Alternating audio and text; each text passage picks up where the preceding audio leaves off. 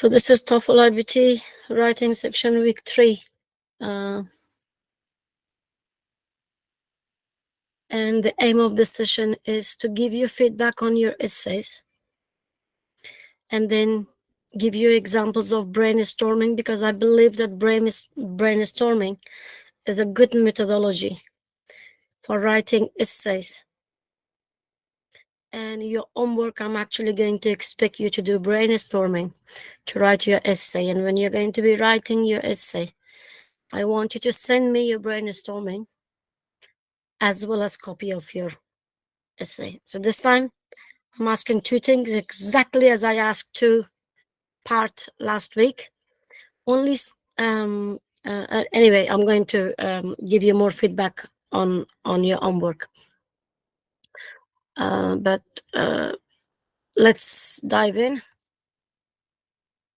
on the feedback. I'm very impressed what you're sending in terms of your homework. They're mind-blowing. And I'm hoping that they are your work. If they are your work, I'm very impressed. And I think by end of the TOEFL, I'm going to recommend that you should start taking part in teaching in our English classes. Your essays are really well organized. I enjoy reading the essays. The only thing I don't understand is following instruction. But I think that's following instruction is a typical student that lacks. So I beg you to follow the instruction. Last week I had 2 parts, and this week also I'm going to have 2 parts. Only a small number of students completed 2 parts. There was part 1 because I didn't have a live session with you. So I provided you a example of an essay, and I asked you to do a review. I think 3-4 students did that. The remaining ignored it completely. So you must read the slide that has the homework. That slide is very crucial for you. So there was 2 parts. 1 was ignored and 1 was done. Number 2, I really want you to type your essay using MS Word. And if you don't have MS Word, that's okay. Just type the essay as part of your email. I don't have any problem. But avoid sending me images. I'm an old woman. My eyesight is really weak. And I really want to see it so that I can tell you the positive and the negative. So I beg you to listen and write it either inside the email or use MS Word, please. Not PDF, not image, Word. That is 1. Number 2, I want you to write your full name. And if you can't write your real name, because your emails probably may not be the correct, or it's not related to your real name. You should have an email that is your first name and your last name. Here in the West, it is crucial. It is crucial that public use an email that is part of their name. for professionalism. So I'm just giving you some hints. Why is that? Is because I have created a spreadsheet, and I write down who's done the homework, who's not done the homework. So I need to make sure that I capture the homework against the correct name. Number two, you may have started doing your homework from week 2 and week 3. On Telegram, you do have access to week 1 presentation. You should go and do that essay too and send it. It's for your own benefit that you get a clear cut and you submit every week. Don't be lazy. That's for your benefit. And I think that's all I'm going to say about feedback. But in terms of content of the essays, I am very happy. Keep up the good work. Mashallah, all of you are doing very well. Now, this week, I'm going to walk you through a methodology of brainstorming. And it is something that TOEFL iBT is recommending. So I guess you all know what do we mean by brainstorming. Brainstorming means that if I give you a word, if I say summer, right now in Afghanistan it is summer, what comes in your mind? Whatever comes in your mind, you start writing the word. Then if we're going to be writing an essay, summer in Afghanistan, then what you can do is the words are coming first, then after that, and each word you can start writing some points. Then this can be used to write your essay. So I wanted to give you something very generalized. TOEFL iBT websites are suggesting that you should be doing your brainstorming only 2 minutes, not long. So you should not take 10 minutes. You should not take 30 minutes. Be brave. So when I ask you to do for this week, do your brainstorming and time yourself. Because a brainstorm is supposed to be just in point form. It doesn't have to be sentences. It doesn't have to be incorrect grammar or all. Now, this is one methodology.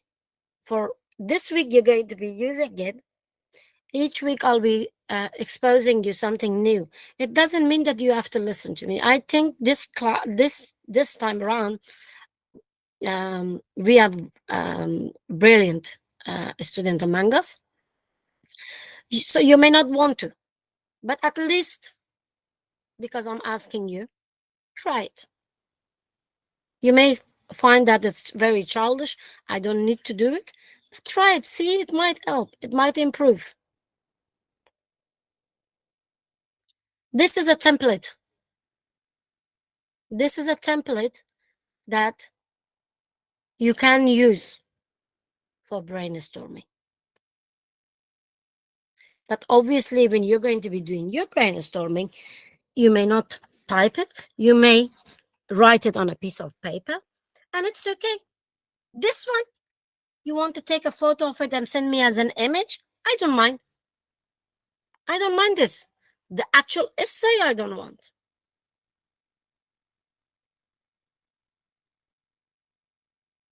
I'll give you another examples later on.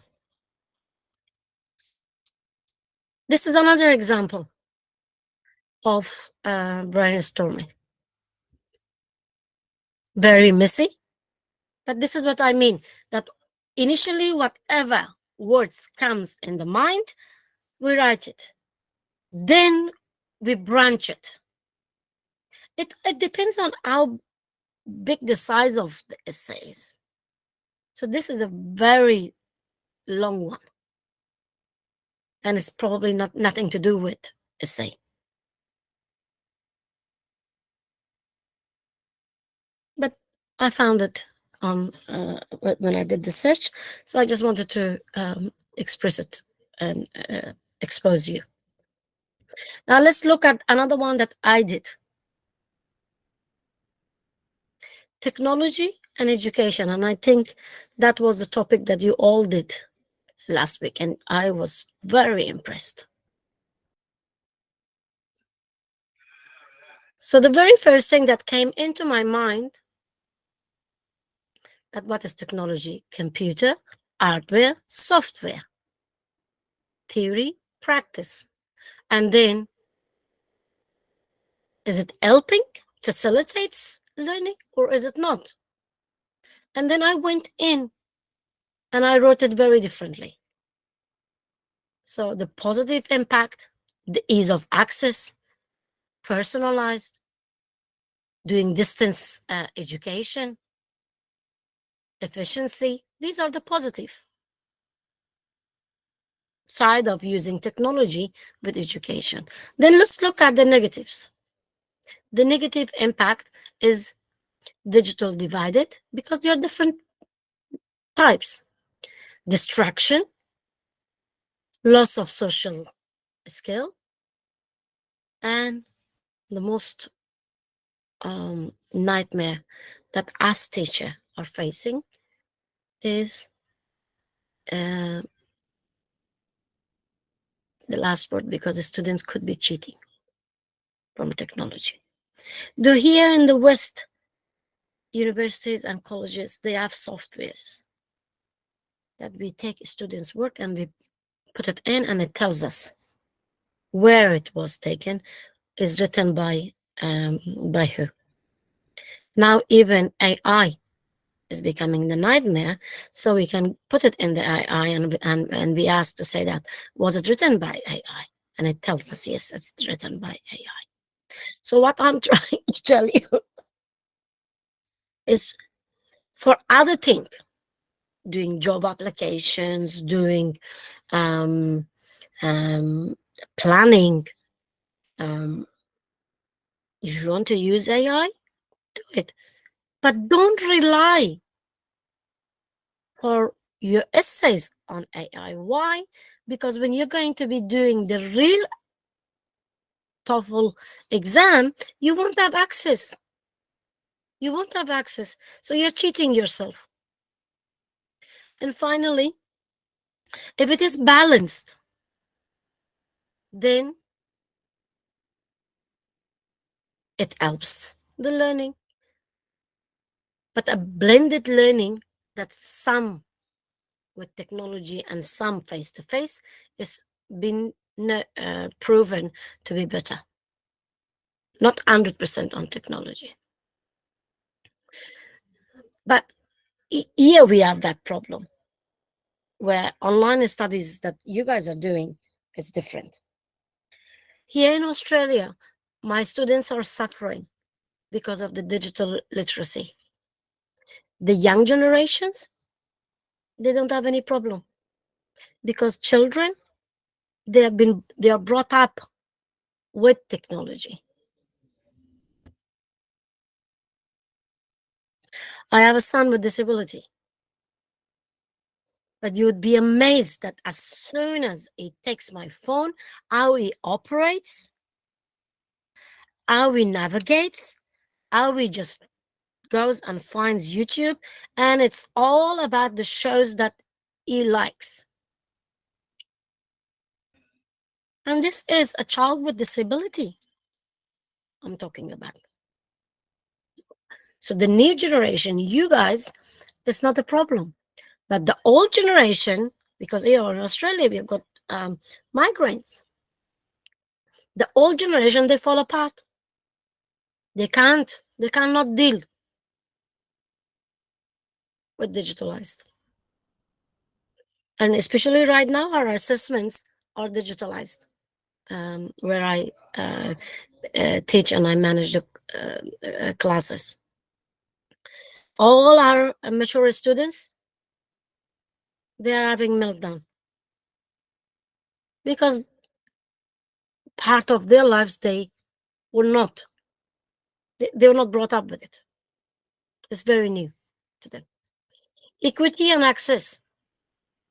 Can you afford? Would you have access? Especially for you guys.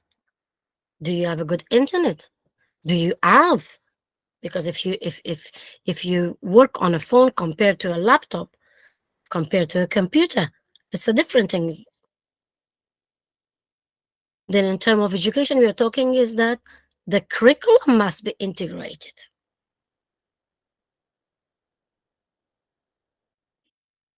Making sure that the students have been exposed to digitalized some subjects that's to do with technology. But assessment has to be continuous. You can't just teach and then do a final assessment because they're not going to remember. So with technology, assessment are continuous, and nobody does assessment right at the end, which is, I think, typical style in Afghanistan. At least when I was there, I don't know about now.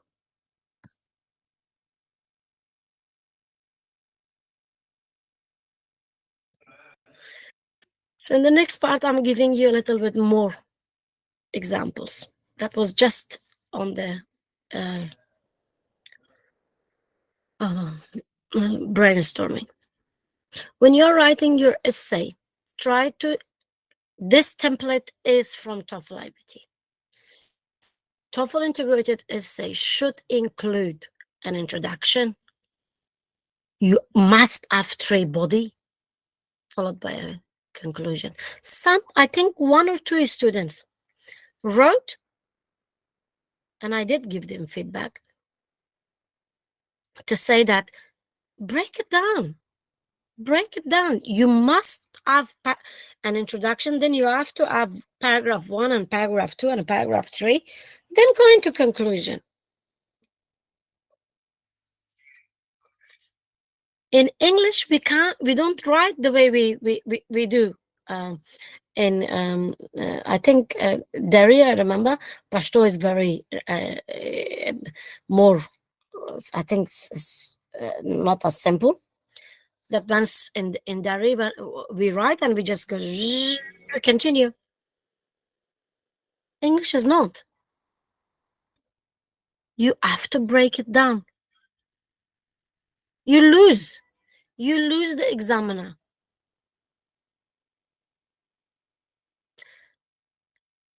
So the following template suggests a way to structure your paragraph. But I don't want you to use this. But it's a good guide. Why? Because I think even the first week that I had live session with you guys, you all wanted me to dive in with giving you a reading article and giving you a sound recording. The reason I didn't want to is because you need to be patient and you need to know what is expected of you.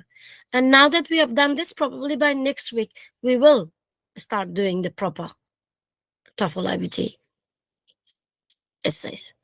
So what I'm exposing you next is just an example. I'm not law. The way I see your writing, as I said before, I'm honestly very impressed. Very impressed with your writings. So you guys are doing excellent. The introduction, no matter what the question style is used, you can write an introduction that looks something like this. Remember, in the TOEFL, you're going to be having a reading, and then you're going to be having a lecturer that's going to be giving you a voice recording. So in your introduction, you have to talk about that. The reading and the lecture are both about, and then you talk about what the topic is. Then here we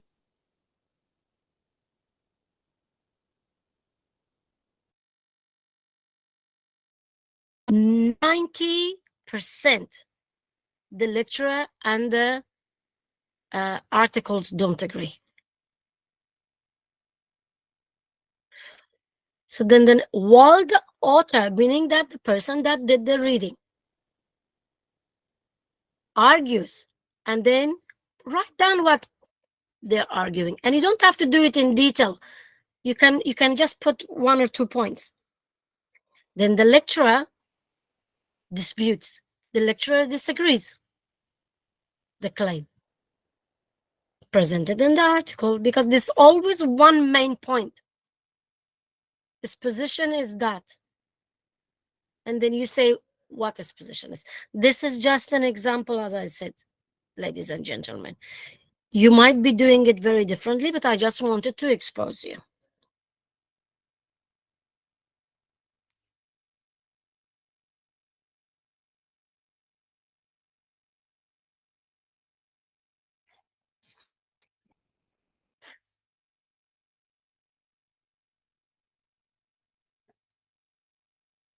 So look at this.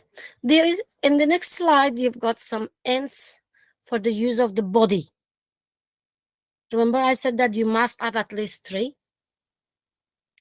According to the reading, the article mentions that, and then you talk about point number 1.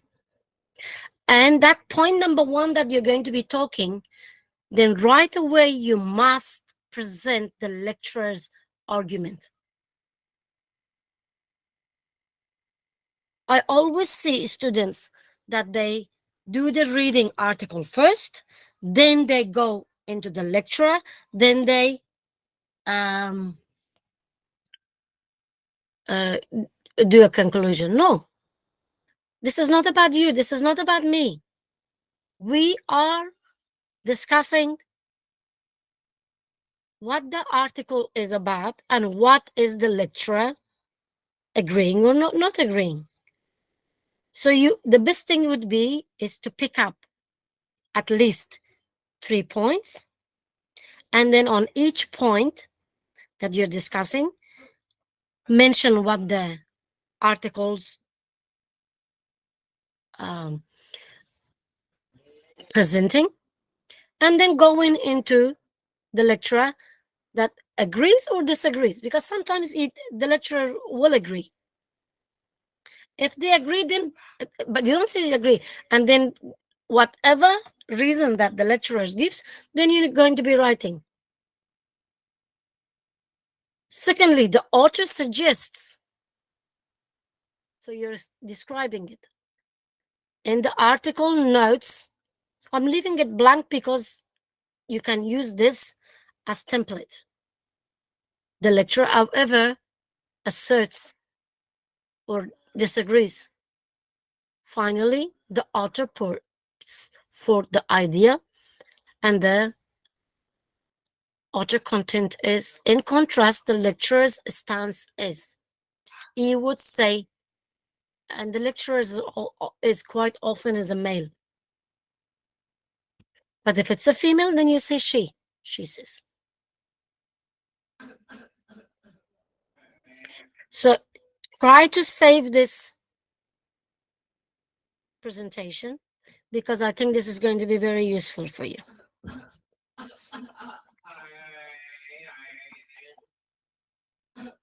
So I'm going to come back to you and see if you have any question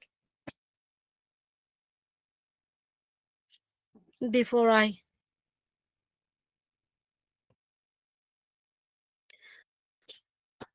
Do you have any question?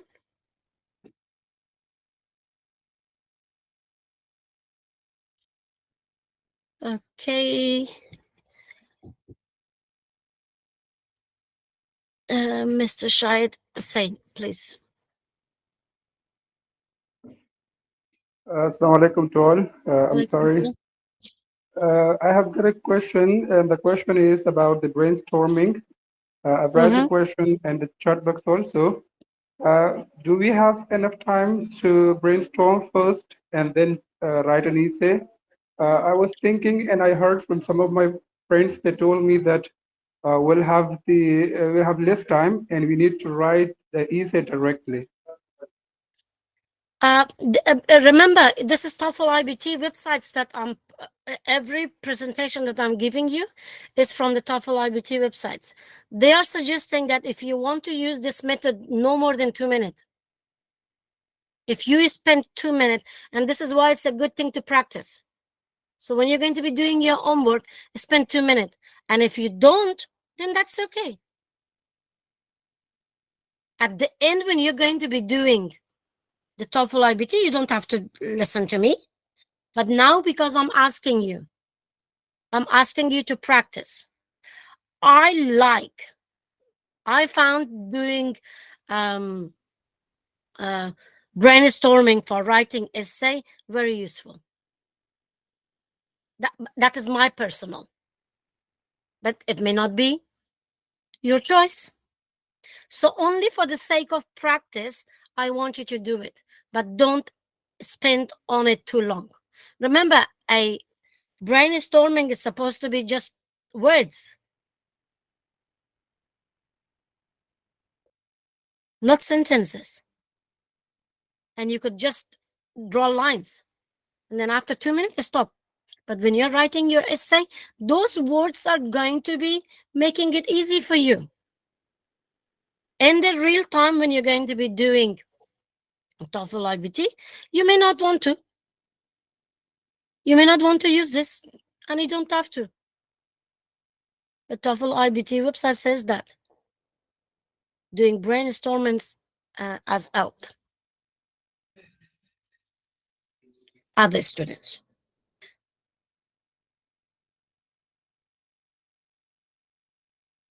Any other question? Because if you don't have any question, then we will continue.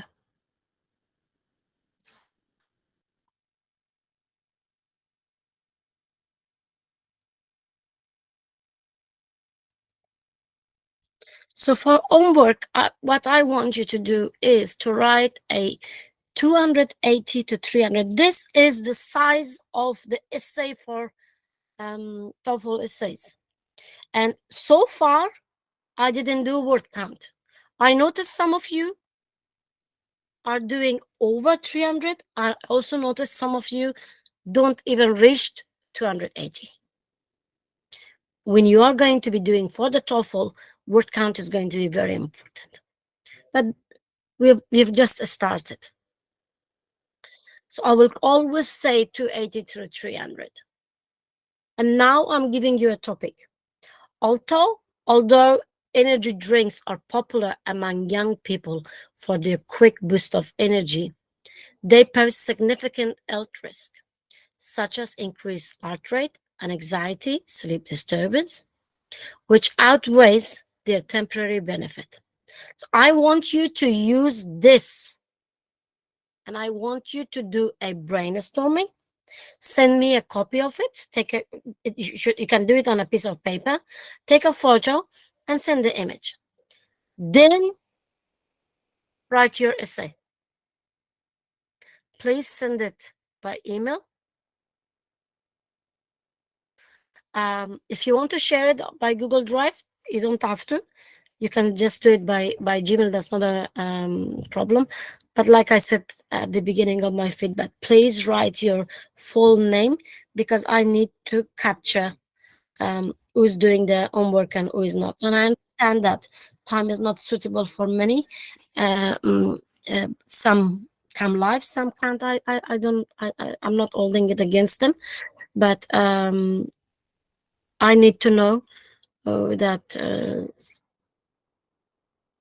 at the moment I haven't been very restrict, and I keep on whenever I check my email, I give feedback. Um, but as I said, some of you have not done week one. Do If you do it, I'm happy. But yes, in 3 weeks, 4 weeks, when we have moved too far, I will not. I will not accept previous works. So if you think that I'm being restrict and rough, then I need to set the rules. But at the moment, I don't mind. So with that, I'm just ending the lesson, and I hope that you found it beneficial. I will send a copy of the presentation to our lovely assistant, or I'll put it. I'll save it as PDF and I'll put it myself on Telegram. The recording is done. I'm going to stop it any minute, and the recording will be shared by you. And thank you for your understanding, and thank you for your patience. Um, um, Keep me in your prayers, please, because I've got no idea why. Um, I've been a very healthy person. Maybe this is a test from Allah subhanahu wa ta'ala, but whatever it is really draining. Now it's over 2 weeks. And now since Saturday, I have very high fever, like in the 40. So tomorrow I'm going to see the doctors, inshallah. There's nothing serious, but if it is, what can I do? And Allah subhanahu wa ta'ala keep you all safe and happy. Keep on sending your work. I will check and continue to give you feedback. And if there is an attendance in the group, in the chat, please make sure that you also complete that too. Thank you. Thank you. And I think one of the students, I was very hard on that student. I don't know whether the student is here. I apologize. I honestly, I have to. The student was sending the work as a image, and I asked multiple times until send it to Word. So if I am offending some of you, please forgive me. I don't mean to be rude, but if I have to give you detailed feedback, then you have to do as I say. But other than that, I'm just going to say goodbye until next week. Allah subhanahu wa ta'ala keep you safe, and I'll be with you inshallah next week.